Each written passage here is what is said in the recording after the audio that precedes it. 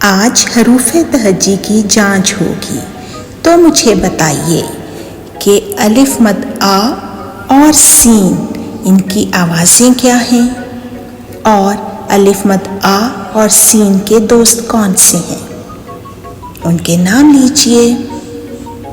अब बे और जीन इनकी आवाज़ें बताइए और इनके दोस्त कौन से हैं वो बताइए। शाबाश।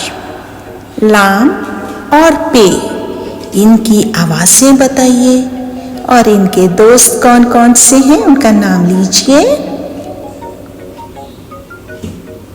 शाबाश।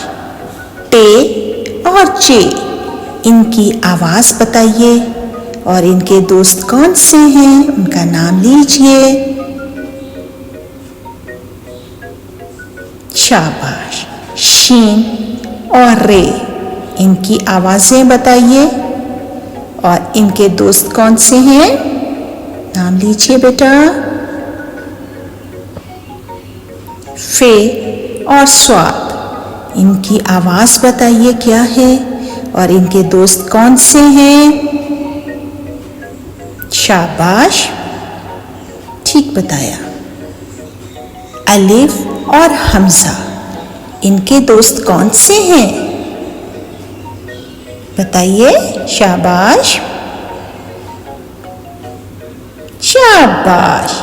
गाफ और दाल इनकी आवाज़ें बताइए और इनके दोस्त कौन से हैं, नाम लीजिए। शाबाश। मीम और खे इनकी आवाज़ें बताइए। मीम और खे के दोस्त कौन कौन से हैं, उनके नाम लीजिए।